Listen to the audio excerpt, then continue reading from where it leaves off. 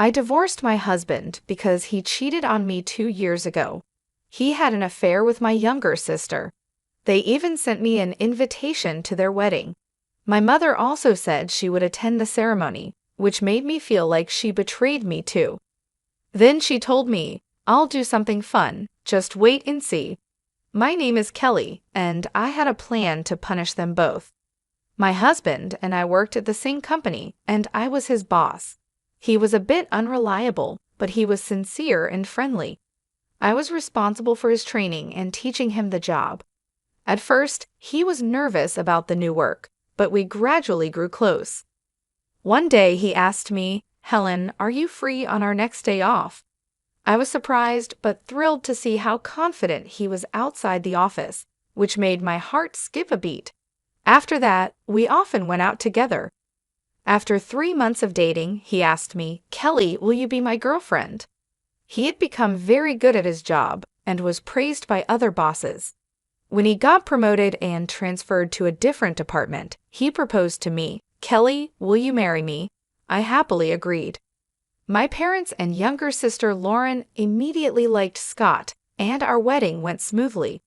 Lauren, who was the same age as Scott, got along well with him right away. She often said, "You are so lucky to marry such a kind man like Scott." And it looks like people at work have high expectations for him. Lauren had just broken up with her boyfriend and seemed to be yearning for marriage, constantly expressing how jealous she was of me after our wedding. I kept working and taking care of household chores, supporting Scott both at work and in our personal lives. At least I thought I was supporting him. About a year after our marriage, he started coming home later and later, and we hardly ever had dinner together. "Scott, we haven't talked about work lately. Is everything okay?" I asked. "Nothing's wrong," he replied. "But you've been coming home late every day.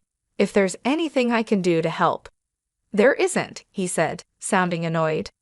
He used to talk to me about everything, but lately he seemed irritated when I brought up work. On his days off, he'd either sleep all day, claiming he was tired, or go out to clear his head. Feeling that we hadn't been spending any quality time together, I made a suggestion to Scott. "Hey Scott, how about we go to a spa together during next month's holiday? My sister recommended a place to us." "A spa, huh?" "Yes, it's a place where we can heal our body and mind from daily stresses at work," I explained. He seemed busy, so I made a hotel reservation with the spa for him. 1 week before the spa trip, I asked, "Scott, what time should we leave the house next week?" "Huh? Oh, is the spa trip next week? I forgot to mention, I have to go on a business trip next weekend." "What? But you've known about the spa trip for quite some time." "Well, it's work, so it can't be helped," he said. "Right, I see." Scott's department seemed to be busier than ever with frequent business trips. I had no choice but to give up this time as well. As always, Scott left early in the morning for his business trip. If things had gone as planned, we would have been heading to the spa together by now, I thought to myself. While I was feeling down, I got a phone call from the hotel where I had made a reservation. Despite having sent a cancellation email, it seems they did not receive it due to an error, and they called to confirm our arrival time. I thought I might as well invite Lauren. I called my parents' house, but Lauren had been out since the morning and wouldn't be back home. So, as a last resort, I decided to invite my mother to the spa. I half gave up on the idea that my mother would be able to go on such short notice, but surprisingly, she agreed. "Really? Is it okay to leave Dad alone?"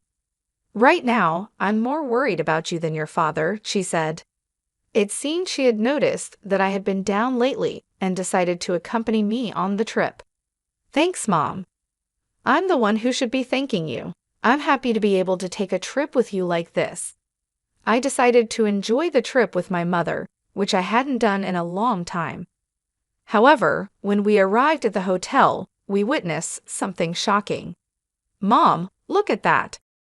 At the hotel, we saw Scott, who was supposed to be on his business trip. He was arm in arm with a woman. looking happy as they entered the hotel where we were supposed to stay. The moment they entered the hotel, the woman with Scott turned her face in our direction for a moment. "You've got to be kidding," I thought. The woman with Scott was my sister, Lauren. After that, I was in a state of shock and don't remember much about how I got home. After drinking some tea my mother made for me, my feelings finally started to calm down. He had been deceiving me. Not just Scott, I had also been deceived by Lauren. After calming down, I called Scott's department. As I had suspected, his department had been trying to reduce their workload for the past few years, and they were not making employees go on business trips or do any overtime as much as possible. When I told my mother about the days when Scott came home late or was on business trips, it turned out that Lauren was also not at home during those days. It was all starting to make sense. All those days when he came home late and said he was on business trips, he was actually meeting up with Lauren. When I learned the truth, anger welled up inside me rather than sadness. "Mother, I'll divorce Scott. I don't want to see Lauren, so I won't visit the house for a while." She kept silent but understood my feelings. I prepared everything before Scott came back. I arranged the divorce papers, signed a new lease for a house, packed my belongings, and moved into an apartment where I could stay until I officially moved into the new house. I left the divorce papers and a letter for Scott at the house. All the details regarding alimony and such would be handled through my lawyer, as stated in the letter. I also blocked all his contacts. I didn't want Lauren and Scott to know my new address, so I didn't tell my parents. Since we worked at the same company, we occasionally passed each other, but I completely ignored him. Realizing how hopeless the situation was, he quickly agreed to the divorce. He didn't tell anyone the reason for our divorce, but our colleagues seemed to have sensed it and avoided the subject. 5 years passed, and I kept my distance from him and my family. One day, after finishing work and returning to my room, I found my mother standing in front of me. "Mom, what's wrong?" "I have something I want to tell you," she said, showing me an invitation. "This is from Scott and Lauren." It turned out that Lauren had left our family home and moved in with Scott. I thought they might get married, but never expected them to have a wedding ceremony and invite our parents. "So, Mom, are you going?" "Of course I am," she replied. "I see," I said, feeling like I was the only one who couldn't forgive them. They must have known this, which is why they invited only our parents to the wedding. I had no right to say anything since I had distanced myself from both Scott and my parents. Seeing me depressed, my mother smiled. "Don't worry, I'm not going because I forgive them. Just you wait and watch."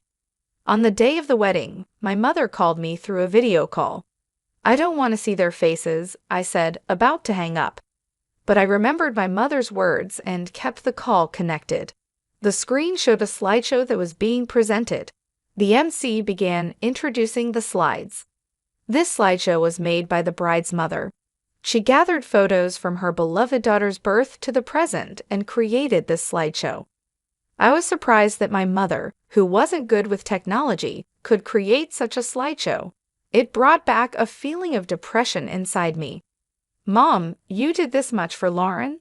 But in the next moment, I was captivated by the screen. This isn't Lauren. The slideshow started with a photo of me when I was born. The MC continued, "So cute." There's a resemblance to Lauren somehow. As the guests watched with a relaxed atmosphere, Lauren's expression stiffened. The MC continued, "Since she was young, the bride has always been devoted to her family. She was a diligent student and succeeded in entering her desired university. After starting her job, she became a very reliable employee at the company." Lauren's friends and colleagues, who knew about her student days and workplace, began to buzz with excitement. "Huh? Is that a photo from the welcome party at University N? Lauren didn't go to such a good university, did she? Hey, isn't that a photo from the company's welcome party? Wait a minute. Looking closely, it's completely different. Wait, if this isn't Lauren." Scott also seemed to have noticed. "What the hell is this? This isn't Lauren." The MC, unaware of the bride and groom's pale faces, continued to advance the slides. And then she met the groom, Scott, at the company. According to the bride's mother, she initially taught and trained the groom as his instructor. Then the two got married. What followed were photos from my wedding with Scott.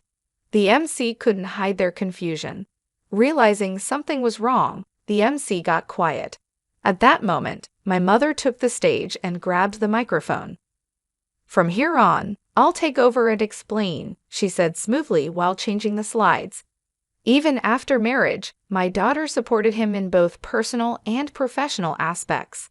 However, due to how busy Scott got, he couldn't find any time for her. So my daughter planned a spa trip to help relieve his stress. "Wait, please," Lauren said, her face pale, and Scott made frantic attempts to stop my mother, but she continued with the slides.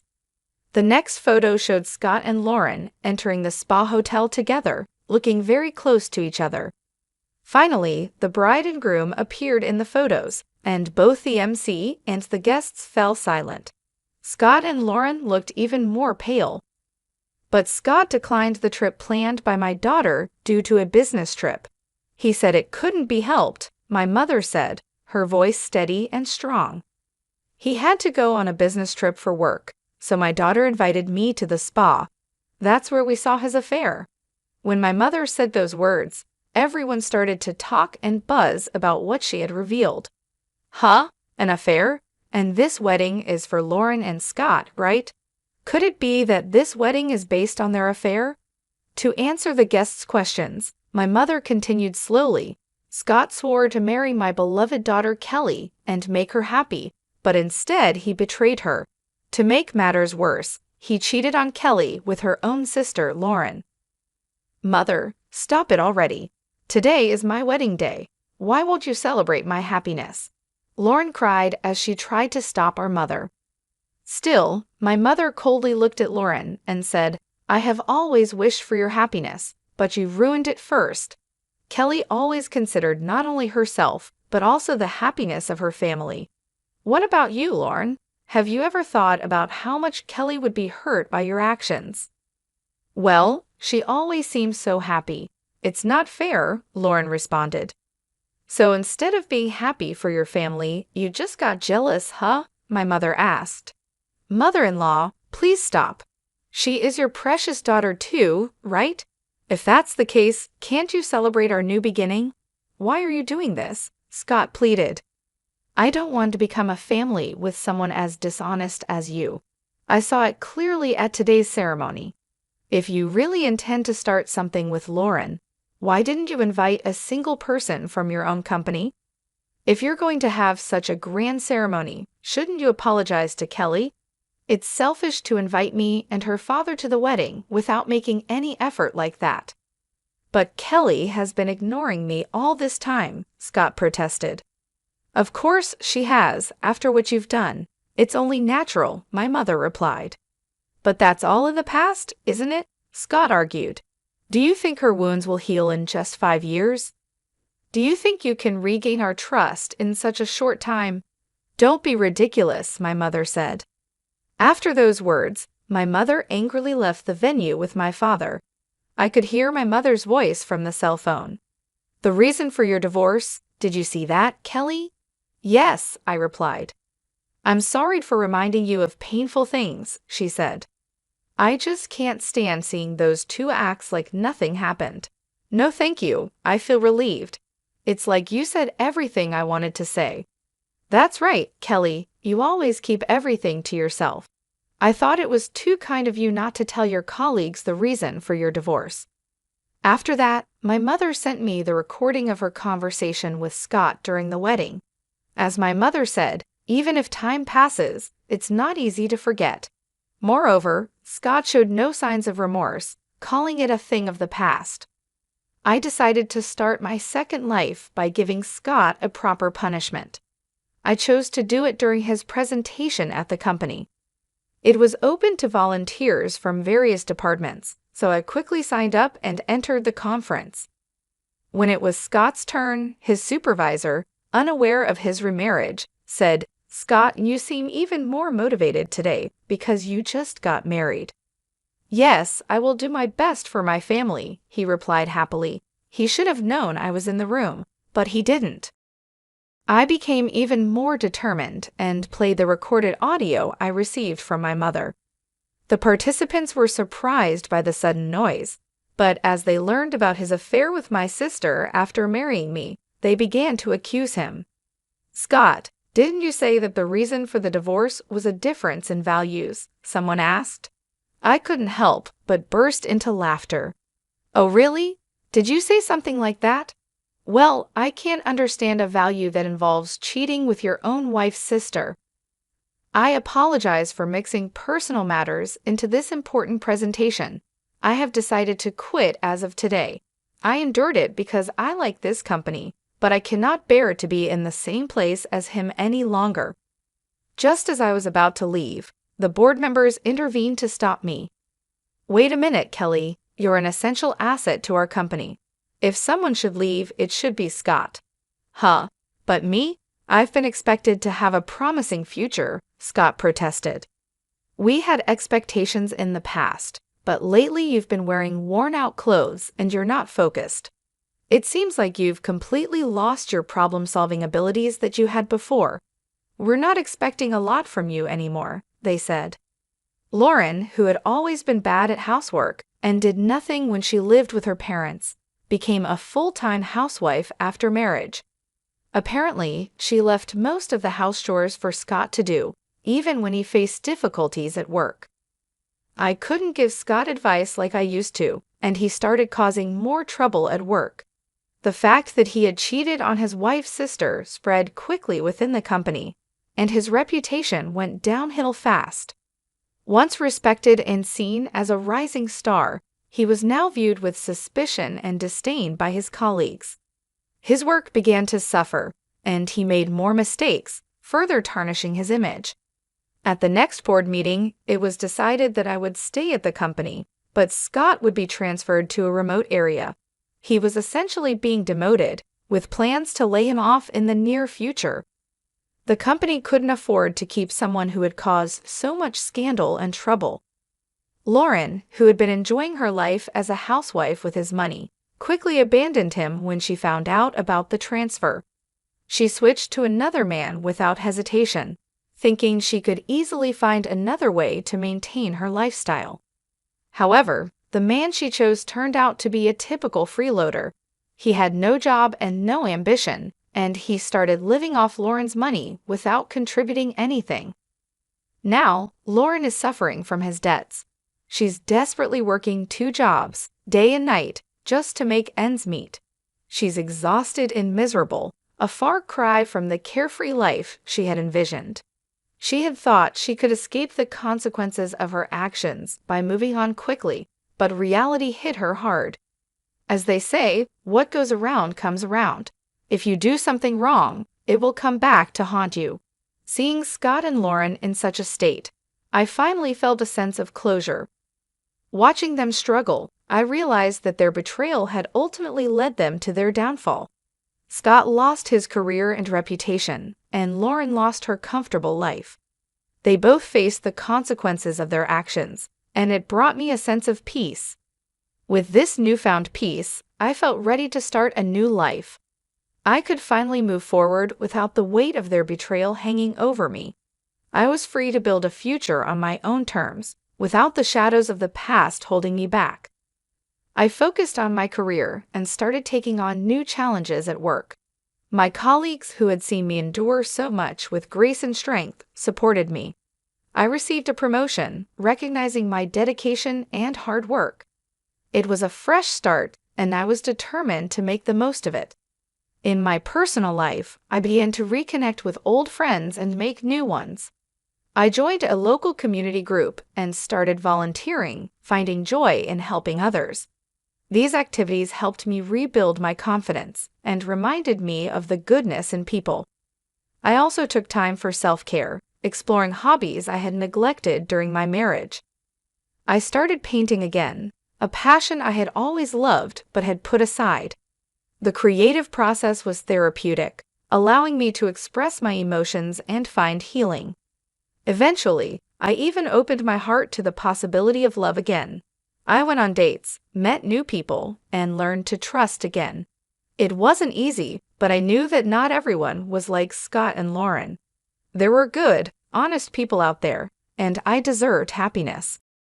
As the years went by, I found myself happier and more fulfilled than I had ever been. The pain of the past had faded, replaced by the joy of new experiences and the satisfaction of personal growth. Scott and Lauren were distant memories, reminders of lessons learned but no longer sources of pain. Their lives, on the other hand, continued to be marked by the consequences of their actions. Scott never recovered his career, moving from one low-paying job to another. Lauren remained trapped in a cycle of financial struggle, her new partner's debts dragging her down. In the end, I realized that true happiness comes from living with integrity and kindness. Betrayal and deceit bring only temporary satisfaction, followed by long-term suffering. I chose to live my life with honesty and compassion, and in doing so, I found the peace and happiness I had been seeking all along.